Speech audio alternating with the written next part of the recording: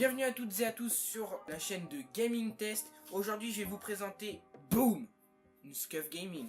Donc voici l'emballage derrière. Donc tout ce qu'on peut ajouter sur la manette. Voilà. Ensuite, le slogan de Razer, Eye, Brain, Hand and Controller. Donc pour la traduction, les yeux, le cerveau, les mains et la manette. Ok. En dessous, voilà, où rejoindre SCUF. Donc sur Twitter, YouTube, Facebook et Instagram. Donc on va enlever le bout de carton.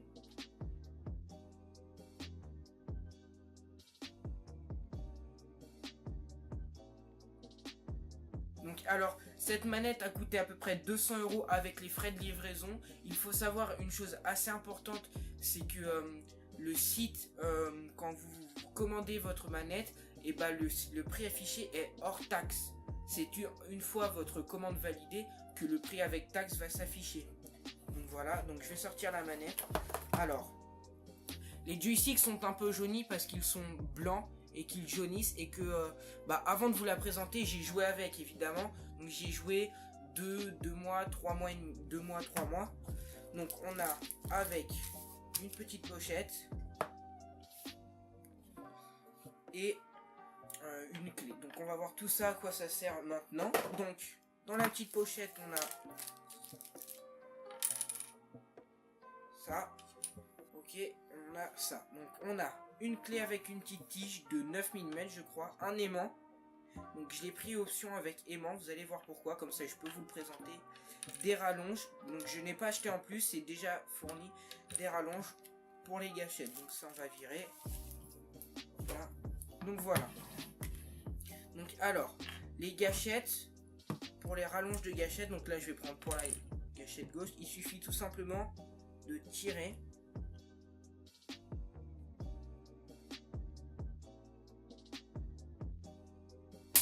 Voilà, donc vous avez entendu le clic. Ensuite, vous appuyez et normalement ça vient tout seul. Donc c'est pas cassé, vous inquiétez pas. Regardez, c'est un plastique assez solide quand même. Et là, je viens juste mettre là, juste là, vous voyez.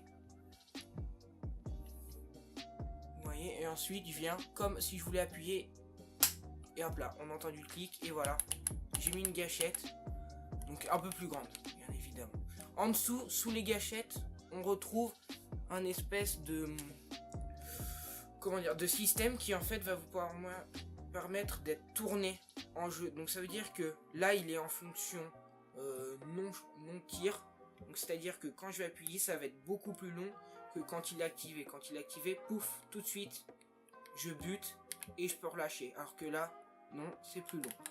Donc ça c'est une option qui est forcément payante sur leur site. Voilà, autre option, l'aimant. Donc je vais vous en parler tout de suite. Donc c'est une manette à palette bien évidemment. La particularité de SCUF, c'est une SCUF Infinite Pro. Il y a aussi un autre modèle de SCUF, j'ai plus le nom en tête, il est marqué juste là.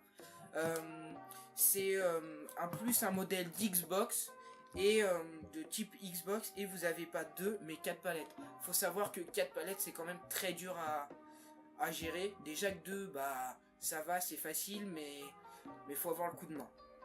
Donc l'aimant, j'y reviens tout de suite. C'est en fait ce qu'ils appellent le remapping palette. Remapping palette, en gros, c'est que vous allez poser la face rouge ici sur le logo de SCUF et pouf, ça colle. Ok. Vous allez sélectionner votre palette donc, que vous voulez assigner à une touche. Donc tout en gardant l'aimant collé. Voilà. Et je vais appuyer sur une touche. Donc là, moi j'ai décidé d'assigner la palette gauche. Là, faut allumer la manette évidemment. Là, je l'allume pas parce que j'ai déjà fait mes commandes. Donc j'appuie sur la palette, j'appuie sur le bouton, je relâche le bouton, je relâche la palette. Et là, la touche est assignée quand c'est allumé. Tout ça, c'est expliqué très bien dans leur manuel. Et évidemment, on enlève le bouton et là, la palette est assignée. Ensuite, on a une petite clé de 9 mm. Donc, je vais enlever une fois de plus la gâchette. Voilà, et là on voit un tout petit trou. Ok, donc ce tout petit trou en fait on insère la clé de 9 mm et là on va vouloir tourner vers la gauche ou vers la droite si on veut mettre plus de force ou moins de force pour actionner la palette. Donc si je vais régler au max fort, c'est-à-dire que je vais devoir appuyer hyper fort pour actionner la palette, et si c'est réglé au minimum, et bah j'appuie sans rien faire presque sur la palette. Donc moi j'ai tendance à régler pas beaucoup de force parce que c'est vraiment très efficace dans les FPS. Donc la clé maintenant, donc en fait c'est une clé qu'on va positionner ici. Donc on va recouvrir le joystick, on va tourner. Donc, tac, on tourne. Et là je peux enlever le joystick en tirant. Alors faut tirer un petit peu, c'est normal. Et là, hop là. Alors la manette n'est pas cassée, c'est juste qu'on peut changer de joystick et de petits rings, ils appellent ça des rings, donc anneaux en français, hein, je fais la traduction. Voilà, et donc là le joystick est démonté, et là c'est un joystick court, je sais pas si vous voyez, c'est un joystick court. Quand vous personnalisez votre manette, vous pouvez demander des joysticks plus longs, plus hauts. Donc moi je préfère les joysticks courts, mais ça c'est propre à chacun, c'est comme les palettes, comme les gâchettes, comme sa manette, c'est son style de jeu. Donc ensuite on remet le joystick, on remet l'anneau, tac, et on reprend le capuchon et on visse, et hop là, et c'est bon. Donc voilà, donc les palettes, donc le plus important, c'est très efficace, va falloir un petit peu de temps pour s'habituer. Je pense que c'est pas très compliqué. Une semaine, 2 semaines grand maximum pour s'habituer. On peut enlever les palettes, on a juste à appuyer et voilà, on appuie et ensuite on va faire un mouvement comme ça pour enlever la palette tout simplement. Donc là on voit le petit bouton ici sur lequel la palette appuie pour faire actionner, et pour remettre la palette c'est tout simple, c'est dans le sens inverse, c'est on met, on appuie et hop là, et voilà, et là les palettes sont mises. Donc cette manette on va la comparer à une manette de PS4. Donc voilà la différence. Donc alors déjà, première différence, c'est que les joysticks ressortent beaucoup plus.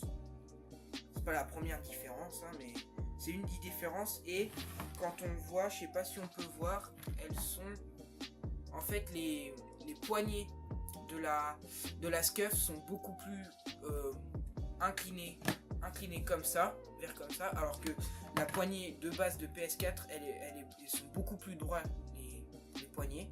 Donc voilà, petite différence. On a toujours les lumières en dessous qui s'allument en bleu, pareil. Le bouton share, le bouton option, ça change pas. Le bouton SCUF, donc avec le logo de SCUF, marche, hein. Y a pas de problème, ça affiche le menu, c'est tout pareil, franchement, c'est assez similaire, sauf la prise en main. La prise en main, vous allez voir déjà avec les palettes, c'est différent. Je vais vous présenter aussi la Nacon, que vous pouvez aller voir dans une autre vidéo, qui s'affiche juste ici à la fin de la vidéo. Donc voilà, donc on a 3 manettes type pour PS4. Il y a aussi la Reiju de Razer, qu'on va peut-être présenter après. Évidemment, faut l'acheter. Ça, c'est plutôt un modèle d'Xbox, hein. Si vous voulez en savoir plus sur cette manette, n'hésitez pas à aller voir la vidéo. Donc, c'est complètement différent. Juste petit aparté, ici, nous avons des macros. Donc, c'est des petits boutons.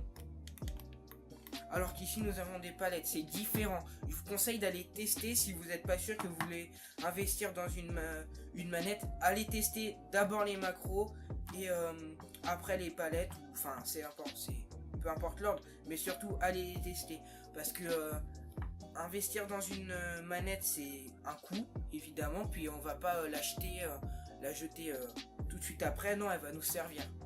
Donc cette manette elle vaut 200 €, c'est une entrée de game entre guillemets. Il y a juste des options pour juste ici, ça c'est une option, le système de gâchette, et le remapping grâce à l'aimant, c'est une option aussi.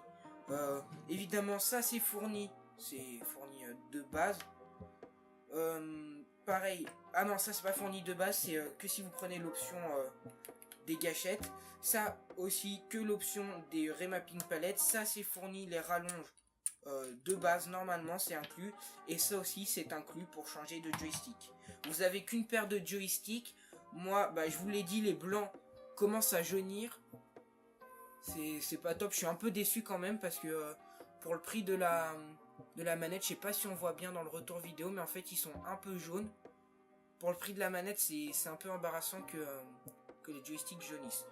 Donc bah c'est tout pour cette vidéo de la SCUF Infinity Pro.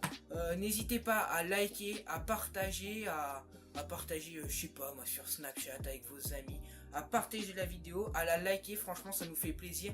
N'hésitez surtout pas à nous lâcher un petit commentaire, vous écrivez, si vous avez des questions, on y répondra, on est actif sur la chaîne. Donc voilà, j'espère que vous avez aimé cette vidéo, on se retrouve très vite sur Gaming & Test, ciao.